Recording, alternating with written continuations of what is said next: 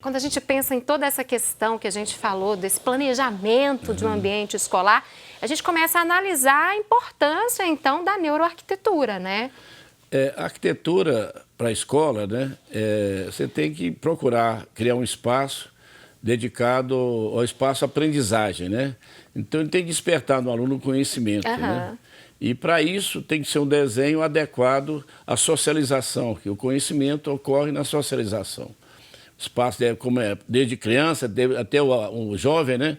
Um espaço lúdico que transmite essa alegria do aprender, né? Do conhecer e despertar também a atenção da criança ou do jovem para procurar aprender mais, né? A busca do conhecimento através do desenho que você vai fazer na escola, né? Então, tudo isso deve ser pensado no momento ali de fazer o desenho, lá no início. Exatamente. Até a recepção, a entrada da escola tem que ter um desenho adequado a isso. Evitar quinas e arestas, ter uma entrada mais arredondada, mais suave, com cores alegres, né? Para o aluno chegar, às vezes até a criancinha chegar e ficar chorando de medo da escola, né? Porque pode acontecer isso, né? Eu já vi casos assim, parece que está tudo muito escuro, é tão feia a escola, né? Muito fechado, né? Então tem que ser alegre, né? E ter um desenho mais adequado, né? Assim, um pé direito mais alto, né? Mais expressivo. Você vê as escolas mais antigas cuidam mais disso. Infelizmente, tem algumas coisas, escolas mais atuais, até escolas públicas, que não consideram essas questões no desenho da escola. É aquilo que faz qualquer galpão serve para a escola, qualquer sistema construtivo serve para a escola. Escola não, escola é um espaço diferenciado. Sim, com certeza. Para a evolução do ser humano, do cérebro humano, né? Ele tem que ser dedicado a isso, né? A forma, as cores, né? O desenho, uma sala de aula é bom que seja em leque, é meio difícil fazer isso, né? Mas a escola também, a sala de aula, não é só aquele ambiente de quatro paredes. Toda a escola é sala de aula. É o recreio, né? É a entrada da escola, é a contabilidade, é a secretaria. Tudo transmitir esse aprendizado, né? Tudo isso tem que ser levado em consideração, então. Questão de temperatura, como que deve ser? Isso também tem a ver, é pensado também? O melhor da escola é ser um ambiente, uma bioclimática que incentiva o desenho da escola a ser o mais natural possível. O ser humano e o nosso cérebro, né, alimenta de oxigênio. Muitas vezes você não renova o oxigênio de uma sala, você prejudica o conhecimento do aluno. Nossos neurônios se alimentam de oxigênio. Então tem que ter sempre uma sala ventilada com renovação do ar, né? Esse ar sempre renovado. Segundo o conhecimento de vários cientistas que estudam essa questão, uma sala de aula com climatização natural, iluminação natural e essa ventilação natural permanente, o rendimento dos alunos chega assim, acima de 30%. Né? Está comprovado, aumenta o rendimento mesmo dos alunos, né? O pessoal americano, eles têm tudo essas questões todinhas, avaliam uma escola fechada, mas, vamos dizer assim, esclerosada, toda fechada, e a outra ventilada, arejada, ensolarada, né? É uma diferença muito grande que você tem em termos de rendimento dos alunos. E, curiosamente, foi testado isso até em empresas, né? Empresas que você tem ambiente de trabalho, essa climatização natural, porque nós viemos da natureza, né? Nós temos que conviver assim na natureza, né? Pois é, funciona muito mais a ventilação natural. E iluminação, também muito importante, né? A iluminação é natural, também não pode ser exagerada, também se prejudica, você tem que fechar com cortina, né? Quanto à forma, eu acho importante, por exemplo, um recreio coberto com pilares de quinas, quadrado, retangular de quinas, isso é uma maldade que você faz com os alunos. O recreio tem que ser os pilares arredondados, né? Pilar arredondado, as crianças abraçam, escondem atrás dele. Dá para brincar com mais tranquilidade, né? Se apropria melhor do espaço, né? A forma redonda ela é mais natural, né? Vamos dizer assim. E as cores também é bonito, fazer uma coisa mais alegre, né? Mais festivo, que dá entusiasmo. A nossa natureza é toda colorida. Nosso país é todo tropical, todos os animais, as plantas, nossa alimentação. E também as tradições nossas africanas são todas coloridas. A casa africana é muito colorida. O nosso índio, nossos ancestrais indígenas, tudo deles é muito colorido. Vamos colocar cores, alegrias, exato, né? E lógico, cores, eu falo assim, todas as cores são lindas, né? É como as notas musicais, elas são lindas. Nós temos realmente que trabalhar com as cores, de modo que não desafine, né? O desenho que você está trabalhando com essas cores. Tem algumas que são mais indicadas para o ambiente escolar? Não sempre as cores secundárias e terciárias. As cores primárias, né, são muito, vamos dizer assim, cansativas e chega, vamos dizer assim, da exaustão, né? Cansam, né? As coisas secundárias, terciárias, quaternárias, todas são muito bem-vindas, né? As cores mais alegres, mais quentes, né? E as cores, vamos dizer assim, frias, né? É interessante você misturar as cores frias e cores quentes, que você dá uma sensação de movimento, né? Você quebra aquele estático. Vai dar um equilíbrio ali. Vai dar um equilíbrio entre o ambiente da sala de aula, né? Agora, é diferente, por exemplo, projetar toda essa questão de espaço, de iluminação, de cores, para uma escola que vai atender um público infantil, para uma escola que vai atender os adolescentes? Não, é diferente, sim. Realmente, a diferença aí tem uma questão da escala humana, que muda o tamanho das cadeiras, das mesas, né? E o tamanho das salas, né? E também a ambientação, que é importante você ter um ambiente propício àquela idade, né? Que o jovem, ele gosta muito de se agregar, o adolescente. O ser humano é um ser gregário, né? Então você tem que criar uns ambientes, tipo anfiteatros, ter mesas redondas de concreto, de alvenaria, para o aluno sentar, ficar uma interlocução, um olhando para o outro, não ficar de costas um para o outro, como muito desenho equivocado você tem, por exemplo, em aeroporto e em rodoviária, né? Você fica de costas para o seu parceiro, seu companheiro. Aquilo é horrível, aquilo ali. Gera um desgaste, gera realmente uma insatisfação muito grande na pessoa. A escola não pode ter isso. Agora, o tamanho do espaço também deve ser levado em consideração? Antigamente, o MEC tinha umas portarias que estabeleciam os índices para o infantil, era 1,5 m por aluno, o ensino médio, né, o ensino fundamental e médio é 1 metro por aluno e o universitário 1,20 por aluno. E são dimensões mínimas, você pode aumentar isso aí, que quanto maior realmente essa relação, porque o jovem, a criança... Quanto mais espaço, melhor, né? Eles precisam de espaço, né? O brinco, escola com terreno pequeno não é bom para a criança, né? Para o jovem também. Ele tem que se expandir, tem que gritar, tem que falar, na hora do recreio principalmente, né? Ele tem que se soltar ali. Então tem que levar isso em consideração na hora de fazer esse projeto, esse planejamento do desenho, exato, né? Agora a gente tem uma foto aqui, Tião, queria que você comentasse pra gente sobre esse espaço. A gente vê cores ali, tem azul, tem amarelo. Isso aqui Esse é um parque infantil, um parquinho infantil, né? E que você cria várias possibilidades dos alunos, ele entrar e sair, né? Eu estou dentro, eu estou fora, essas sensações que a neuroarquitetura recomenda, você perceber que aqui eu estou dentro desse ambiente, eu estou fora desse ambiente, né? E dá essa insegurança, não pode criar uma insegurança, para saber, não sei se eu estou dentro ou se eu estou fora do ambiente, sabe? Essa sensação é muito importante. O outro, as formas, cores, para ele deitar, né? Ficar em pé, escorregar, né? Nesse ambiente. E se colocar nesse ambiente mais agradável. Tem né? as formas geométricas também que você falou ali, tudo isso interfere, né? Isso aí é um infantil, então, né? É um infantil, espaço, um parquinho infantil, né? Tá. Temos mais algumas imagens, vou pedir para o Tião comentar para a gente, pedir pessoal para colocar na tela. Mais cores aí também. Exato, é o mesmo espaço, né? É o mesmo Outro espaço, ambiente no mesmo espaço. Aqui um escorregador, tem uma escada ao lado e uma rampa por norma de acessibilidade, mas essa opção do aluno brincar na rampa, em vez de descer a escada e descer na rampa, desce uma rampa tipo um escorregador, né? É uma surpresa para o aluno aí, né? Agora... Não, o guarda-corpo, ele está furado o guarda-corpo, ele virou uma barreira e já não vira barreira, né? Então, essas contradições no próprio desenho que ilustram o trabalho. Os alunos brincam com isso o tempo todo, né? Desperta mais interesse, né? Exato. Nós criamos ali um anfiteatro debaixo da árvore. Ali serve para tudo, né? Que tem legal, aula, ali. tem brincadeira, debaixo daquela árvore existente no local, né? E o muro também, nós só avisamos fazendo uma onda no muro, né? Para ser a cadeia. Né? A escola preside uma coisa, a escola é outra, né? O aluno tem que ficar mais à vontade, mais alegre, um ambiente mais sadio. E aquela árvore ali também já remete a um certo aconchego, exatamente, né? Contato com a natureza. Era uma árvore abandonada, não tinha nada nela. Nós aproveitamos essa sala, tínhamos partido dela para o aluno. Eles adoram essa sala. Aí tem aula de filosofia, aula de religião, aula de inglês, tudo tem essa recreio, brincadeiras, né? Tem esse anfiteatro pequeno aí. E desperta muito mais a atenção dessas crianças. É dimensionado o tamanho das crianças também, o degrau baixinho e tudo, né? Uma aula assim ao ar livre do que talvez uma aula numa sala de aula pequena, sem cor, sem nenhum atrativo visual ali para os alunos, né? É igual eu falo, a sala de aula se esparrama pela escola, né? Não é só naquele ambiente que tem aula, né? Atividade ou conhecimento. Fora do espaço tem isso também, né? Agora a gente falou dessa questão de pensar em uma escola, pensar no desenho, no projeto.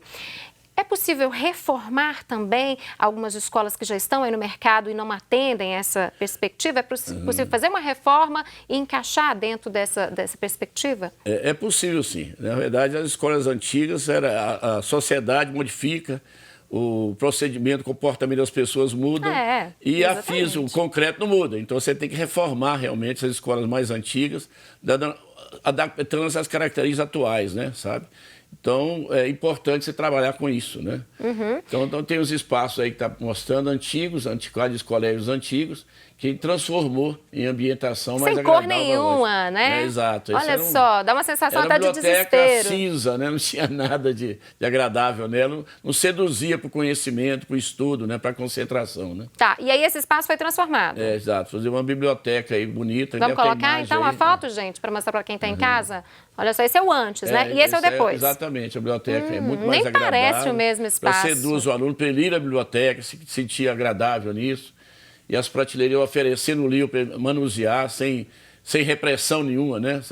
A liberdade, a curiosidade da criança é pegar um livro, manusear e deixar ao lado aí na mesa ou na prateleira, né?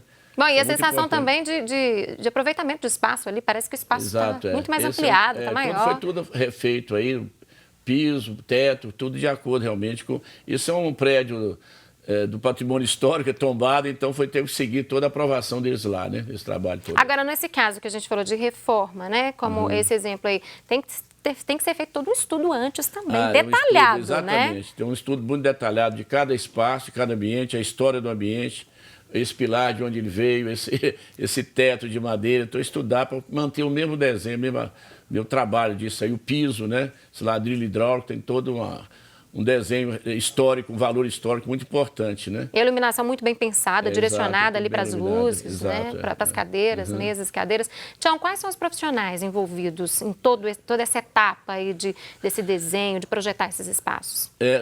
São os arquitetos que trabalham nisso, né? Muitas vezes o pessoal da parte de design também trabalha nesse projeto, design de imobiliários, né? E junto também os restauradores, no caso desse prédio aí, né? Você tem os arquitetos restauradores que trabalham junto com a gente para desenvolver isso aí, né? Vamos para a próxima foto, então, para o senhor explicar para a gente a diferença, né, gente? Como vocês estão percebendo que faz, então, nos espaços. Isso já é um estudo, o nível 3º grau, já é a PUC Barreiro, a biblioteca da PUC Barreiro. Você vê que a gente fez essa parte em curva aí para, nesse ambiente de estudo, o salão de leitura, ser mais descontraído, né? Luz natural ali também, né? Veneziano, exatamente. Pé direito alto, né? É bem agradável, é quase um recanto dentro da biblioteca para o estudo, né? Para a concentração dos alunos, né? Isso também tem a ver com a concentração, então? Tem, exatamente. Para não ficar o aluno disperso. Exato, exatamente. E acústico também, que é a parede curva que dispersa, né? A onda sonora, né? E dá condição de ter mais silencioso dentro da sala, dentro da biblioteca. Pois é, outra questão importante que você falou é da acústica, né? As escolas que ficam próximas a ruas muito movimentadas, avenidas, que tem muito barulho, isso também interfere aí no aprendizado dos alunos, na concentração, principalmente, não, exatamente. Né? O ambiente, tem 2 ambientes na escola que são importantes, o ambiente de introspecção, que você falou do silêncio, e o ambiente da extrapolação. Os maiores desafios para o arquiteto é conseguir organizar esses 2 espaços para que aconteçam os 2 ao mesmo tempo ou separadamente, e sem um prejudicar o outro, né?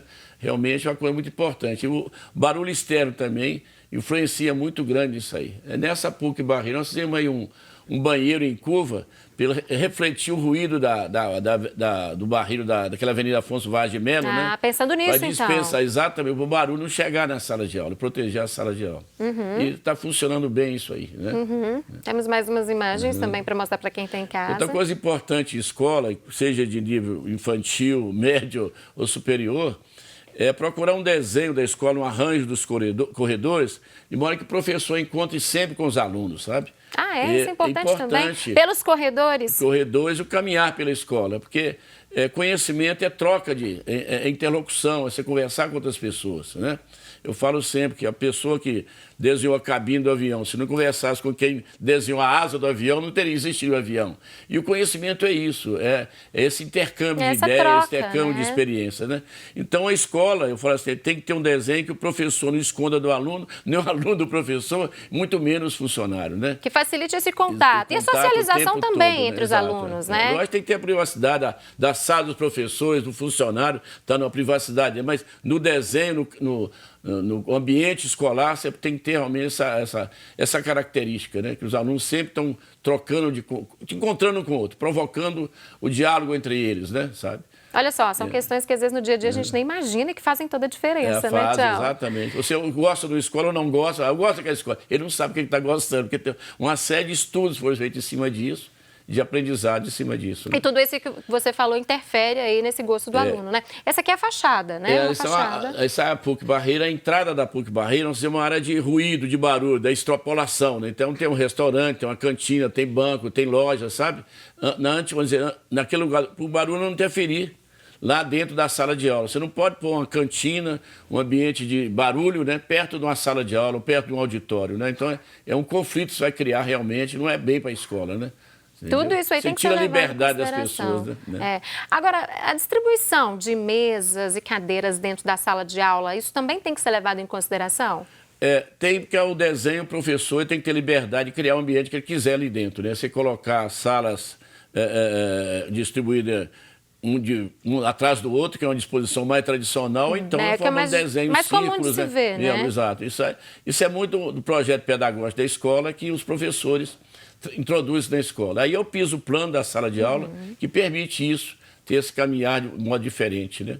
A iluminação sempre pela esquerda, na verdade, porque o quadro na minha frente, e a iluminação sempre da esquerda, por causa do aluno que é destro. Né? Você pode realmente provocar um problema de saúde ocular, né, nos alunos ou nas crianças. Né? Ficar forçando muito, Exato, né, para enxergar. Agora, os tipos de pisos, quais são os mais comuns usados hoje, em sala pela de norma aula? de acessibilidade, os pisos devem ser mais antiderrapantes, né, para a criança não machucar, né, tanto na parte externa como na parte interna. Até, inclusive, dentro do elevador, os pisos têm que ser antiderrapantes, né? Uma medida de segurança aí para evitar acidentes. O pessoal da limpeza reclama muito, né? Reclama. Que ele adere muito à sujeira, mas a norma é essa, para evitar tombos e aquelas pessoas caírem, né? Focar na segurança de todo mundo, inclusive no pessoal de limpeza, né? Que está trabalhando aí no dia a dia.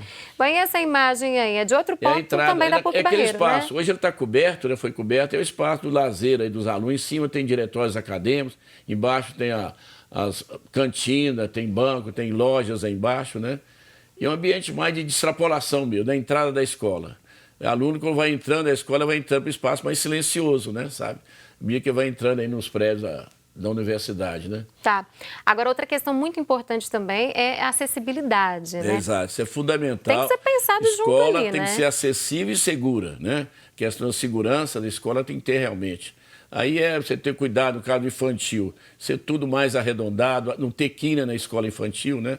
Você sempre arredondar as quinas, né? E evitar realmente degrau, você ter rampas, né? Sabe? Muito melhor isso, que o degrau provoca muito cair, o pessoal cair muito, né? Tchau, os corrimãos também, na altura adequada das crianças. Tem essa né? questão, porque às vezes está muito... corrimão duplo, né? Você tem que ter um para o adulto e para a criança o tempo todo, né? Em todas as escolas? Todas as escolas, seja infantil até de superior, né? Agora, você que trabalha nessa área, já teve algum retorno direto de alunos, de pais de alunos, do tanto que melhorou o interesse do aluno em ir à escola, tanto que melhorou o processo de aprendizado depois de uma mudança, depois de uma reforma? O retorno que a gente tem é quando cresce o número de matrículas na escola. Né? Aí quer dizer que o aluno está gostando e está aprendendo. A escola tem que agradar os pais, tem que agradar os funcionários, tem que agradar os professores, tem que agradar os alunos. Então, ela tem que ter realmente essa condição de propiciar o bem-estar de todas as pessoas e também da vizinhança do entorno, né? Eu defendo uma escola que não deve colocar nunca muro na escola, nem arame farpado em cima do muro, né? Nem chapisco. Né? E a gente ainda vê muito isso, né? Vegetação agressiva, vegetação tóxica, né? Pode fazer mal para as crianças, para os adultos também que faz, né? Então essas coisas são recomendações para uma escola, para ter mais realmente transmitir essa segurança. A pessoa não sabe o que está acontecendo, mas se sente bem dentro daquela escola, o pai se sente bem, né? Outra coisa importante é visores na sala de aula. Muito professor fala em transparência e visibilidade e se fecha dentro de uma sala de aula. Não é assim, né? Então, se você põe visores na sala de aula, nos corredores, os pais se sentem mais seguros, os alunos se sentem mais seguros, né? E não dispersa atenção de nada durante a aula, né? Igual grade na frente de um colégio, dispersa... Lá em Paraisópolis tem uma escola pública lá em São Paulo, aquela grande favela lá, chegou um diretor lá, derrubou o muro, pôs grade. A escola começou a ser mais respeitada pela comunidade. Porque ele não tem nada de esconder. O que o muro vende? A ideia, você não é bem-vindo, não entra aqui. O muro vende essa ideia, né? ou põe caco de vidro nele, põe pontas de lança. Cerca elétrica então, não também. entre, você não é bem-vindo. Quando você põe uma grade, não, você aqui você fica à vontade. Você está vendo, olha, nós temos, é o jeito que eu estou tratando seus filhos, nossos filhos, não tem que esconder nada, né? Essa é uma relação muito franca e muito honesta que você tem na escola. Né?